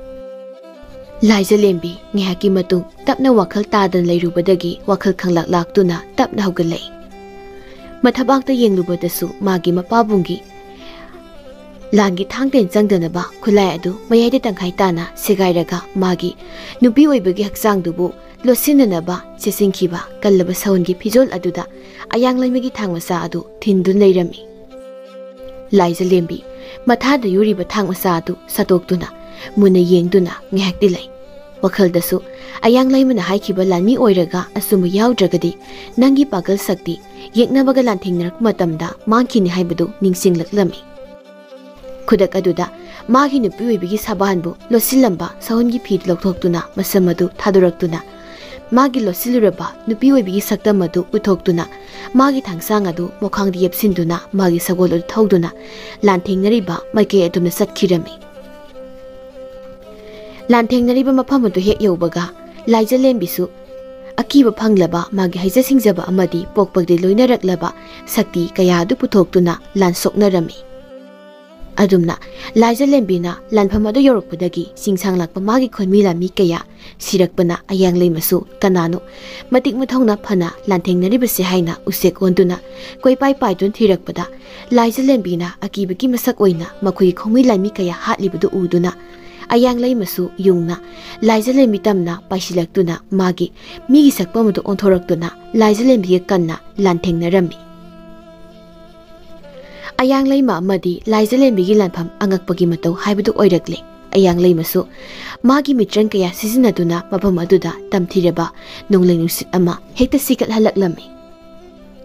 adumna akiba phanglaba nonglengnusit aduna humbada laimi kaya ama pai paidun leiribadu ubada Laijalembi na makhogi mateng pangbirami Laijalembi awa na taraba lami kaya dogi mateng panglingai tanjadu lawduna ayang leimasu laijalembi tamna magi thangsang adu paiduna yangna paisilaktuna laijalembi gi matung adomdagi magi thangsang aduna thilakpani adubu laijalembi siam haisingna masadu phatlaithoktuna mangonda thilakliba ayang leimagi thangsang adu makhuna phatlawna phaduna magi thangsang aduna ayang leimagi lurel adu phatlawna kakthali ayang leimasu masaga makoka tongan taduna thawai manglami leimaida masaga makoka tongan tadu leiriba ayang leimade yengladuna ai laijalembi lebaksigi thongna pharbi sadura amane asumna hairami ayang leima mana lanphamda tukhrabada singchanglak magi mathongna pharaba khongmi lami kaya adu lanpham adu thadoktuna kai dun senakhirami ayang leimana puthoklambe tamthireba nonglai nusit adugi saitheng nanglaba lanmi kaya du hinghauriba makhoi khara amana hingmasang mayawnaribra haina thijinnarami yai phayenbasu thengnaba mibum khudingmakta kaibirin ubra noi mabu thengnaraktabra asumna hangba yaba hanglami pibarlasu hei noibu kaibirin thengnadabra nakhoi maya mabu amta thiyo asumna makhoi maselan phamsida thawai mangkhrabra makhoigi lami kayagi marakta kaibiren bu thirami adumna makhoi mayam sangduna kaibiren sathauba bu thiringai tapna laijalembi magi nupi oibi saktam aduda miyam mangda thoraklami miyam adu angakpa maga loinana laijalembi da yengladuna makhoi masen sibon wari kaya masanarami adubu yai phahenbadi mana singnabadu asum oirambasida laijalembi bu matik mathawna leibi lebaksigi chanura amani haina thagacharami laijalembi su tapna sangsilaktuna pibaralgi maphamda khurumjaduna tapna luchingba aigi ming laijalembi kausai mani tampaktagi ipagi mu sinduna lanpham sidala wado haiba loidringai pibarelna nangi wa makha tana taningtre nangbu lanmidagi kudakse tantoklabani nangi naral adugidi nangbu lurel kaktuna yaibi lawragadabani adubu leibaksigi sanura ma oirambagi nathoi ado kanbirabani chakro nasakado amuk khana aigi mangda utlagado amuk khana nasakado ulaklabani leibaksigi sanura ma oirabasu nangbu yaibi lawgani khango asumna yam sauna nganglaklamni laijalembi su kapna phagani du singba si hairam laga laijalembi aroibu oina maga lanpham sangminarakpa marup mapang kaya amadi yai phahen bu yenglam laga mapham adudagi magi sagol adu puduna satkirami laijalembi na ningamdana sakhiba matawadu ubada laijalembi ga toina loinarakpa lanmi kharaga yai phahen bagadi mathoi nungaitana nungsuk nungjana du lehore pibarel masu laijalembi na ningamdana mangon yenglamba miyeng amadi lanchang minarakpa magi marup mapiza kayada aroibu oina mamitagi mapi sinthaduna yenglam miyeng adu mamitta aduma uduna leirami somdasu laijalembi matek ama chatlabagi tungda ningamdana kaptu leiringai singsang lakpana magi lami tengol kharaga lona wari masaduna singsang lakpa masamak yauna magi lami kharaga sanako nungtamna sakhibudu uhubada maduda natana makoina sanakiba wari ro tahaurami laijalembi amuk hana pibaralki manakta mana chatlaga pausi tamlurabadi mabu soiduna mathai lawkhragani khangi adubu laijalembi mathai adu pamudana pau asidadi pibaralgi maphamna tamlurage khanduna sintharama mapidu taithokduna magi sagol adu thauduna amuk hana lami kayana lehoriba mapham adomna satkirami pibarel amadi hinghauriba lanmi kaya aduna asokapan yauriba lanmi kaya adu yengsindu leiringai laijalembi amuk hana magi sagol adu thauduna laklibdu ure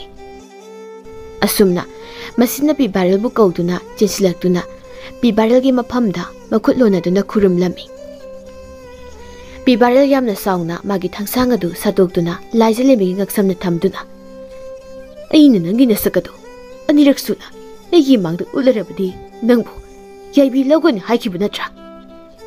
ngakbigani usingba aibu hatka hairabasu hatbi maduda kasu singnaba phawgadaba nate adubu aina tamjagada paw asidadi amuk tahana tabiyo adumna ꯊꯧꯅꯥ ꯑꯃꯒ ꯂꯣꯏꯅꯅ ꯂꯥꯏꯖꯂꯦꯝꯕꯤꯅ ꯃꯃꯥꯡꯗ ꯂꯩꯔꯤꯕ ꯑꯗꯨꯗꯗꯤ ꯄꯤꯕꯥꯔꯦꯜꯁꯨ ꯃꯥꯒꯤ ꯊꯥꯡꯁꯥꯡ ꯑꯗꯨ ꯂꯥꯏꯖꯂꯦꯝꯕꯤꯒꯤ ꯉꯛꯁꯝꯗ ꯊꯝꯂꯝꯕꯗꯒꯤ ꯂꯧꯊꯣꯛꯇꯨꯅ ꯀꯔꯤꯅꯣ ꯅꯪꯅ ꯄꯨꯔꯛꯂꯤꯕ ꯄꯥꯎ ꯑꯗꯨ ꯇꯝꯃꯨ ꯂꯨꯆꯤꯡꯕ ꯁꯤꯟꯁꯥꯡ ꯂꯥꯛꯄ ꯃꯁꯥꯃꯛ ꯌꯥꯎꯅ ꯃꯥꯒꯤ ꯈꯣꯡꯃꯤ ꯂꯥꯟꯃꯤ ꯈꯔꯒ ꯁꯅꯥ ꯀꯣꯅꯨꯡ ꯃꯥꯏꯀꯩ ꯄꯥꯡꯗꯨꯅ ꯂꯩꯕꯥꯛꯁꯤꯒꯤ ꯅꯤꯡꯊꯧꯕꯨ ꯍꯥꯠꯅꯕ ꯆꯠꯈ꯭ꯔꯦ ꯃꯥꯒꯤ ꯑꯌꯥꯝꯕ ꯈꯣꯡꯃꯤ ꯂꯥꯟꯃꯤꯗꯤ ꯃꯥꯡꯗ ꯎꯔꯤꯕ ꯁꯤꯟꯁꯥꯡ ꯄꯔꯦꯡ ꯑꯁꯤꯗ ꯂꯨꯝꯗꯨꯅ ꯂꯥꯟꯗꯥꯅꯕ ꯁꯦꯝ ꯁꯥꯗꯨꯅ ꯂꯩꯍꯧꯔꯤ ꯁꯣꯝꯗ ꯂꯥꯟꯃꯤ ꯀꯌꯥꯅ ꯂꯥꯟꯐꯝꯗ ꯄꯨꯛꯅꯤꯡ ꯆꯪꯂꯤꯉꯩ ꯀꯅꯥ ꯂꯩꯇꯕꯒꯤ ꯈꯨꯗꯣꯡꯆꯥꯕꯗ ꯂꯧꯗꯨꯅ ꯂꯩꯕꯥꯛ ꯅꯤꯡꯊꯧꯕꯨ ꯁꯤꯡꯁꯥꯡ ꯂꯥꯛꯄ ꯃꯥꯅ ꯌꯥꯏꯕꯤ ꯂꯧꯅꯕ ꯊꯧꯔꯥꯡꯈ꯭ꯔꯦ ꯑꯗꯨꯅ ꯑꯊꯨꯕꯗ ꯏꯅꯤꯡꯊꯧꯒꯤ ꯌꯥꯏꯕꯤ ꯀꯟꯅꯅꯕ ꯂꯥꯟꯃꯤ ꯈꯔ ꯁꯅꯥ ꯀꯣꯅꯨꯡꯗ ꯊꯥꯕꯤꯌꯨ ꯑꯁꯨꯝꯅ ꯍꯥꯏꯔꯛꯏ ꯅꯪꯒꯤ ꯋꯥꯗꯨ ꯑꯩꯅ ꯀꯔꯝꯅ ꯊꯥꯖꯒꯅꯤ ꯑꯁꯨꯝꯕ ꯌꯥꯎꯗꯕ ꯂꯥꯟꯃꯤ ꯑꯃꯒꯤ ꯃꯒꯨꯟ ꯆꯦꯟꯗꯕ ꯏꯆꯝ ꯆꯝꯂꯕ ꯂꯩꯕꯥꯛꯁꯤꯒꯤ ꯁꯅꯨꯔꯥ ꯅꯪꯅ ꯄꯨꯔꯛꯄ ꯄꯥꯎꯗꯣ ꯑꯩꯅ ꯊꯥꯖꯕ ꯉꯝꯂꯣꯏ ꯆꯤꯡꯁꯥꯡ ꯂꯥꯛꯄ ꯃꯥꯒ ꯃꯥꯒꯤ ꯂꯥꯟꯃꯤ ꯇꯦꯡꯒꯣꯜ ꯀꯌꯥꯒꯅ ꯁꯥꯟꯅꯈꯤꯕ ꯄꯥꯎ ꯑꯗꯣ ꯏꯅꯥꯅ ꯇꯥꯔꯛꯄꯗ ꯅꯠꯇꯅ ꯆꯤꯡꯁꯥꯡ ꯂꯥꯛꯄ ꯃꯥꯅ ꯃꯥꯒꯤ ꯈꯣꯡꯃꯤ ꯂꯥꯟꯃꯤ ꯈꯔꯒ ꯁꯅꯥ ꯀꯣꯅꯨꯡ ꯇꯝꯅ ꯆꯠꯈꯤꯕꯗꯣ 이mit막나 우스락라버니 루싱바 아이기 와서 타자비요 낭기 와도 아이 타자리 또부터부 나는 덤도 쌀라가 산나고 농부 싱상락부 마게 묵fam다기 ngaksiduna 이닝터부 간자루로 아이 이dom도 오이러버소 아이 쌀라가 이닝터부 간가니 시하이람라가 라이슬렘비 하골락바가 야이파옌베스 하골락두나 딜리바 란미 그야도 이행두나 나거이 까나까나 라이슬렘비부 타자바게 라이슬렘비부 타자마카이 마기 마tung 인두나 이닝터부 징상락부 마기 마쿠다기 깔루라시 아이디 라이슬렘비기 뚱인두나 이닝터부 징상락부기 마쿠다기 깔루라가니 asum haireklami makhoi lanmi manga thoraktuna aikhoisu laijalembi amadi yaiphen bagi matung ingan hain haireklami pibarel laijalembi da sound yenglei aduga laijalembi nangna lusingduna nakhoi tare chatlaga ining thobu singsang lakpagi mukhudagi kalluro si hairam laga pibarel mafam adudagi satkirami Laijalembisu pibaralgi mafamda kurumjaramlaga yaiphahenba amadi lami manga aduga loinana makhoi tare sagol thauduna sanakonung tamna satkirami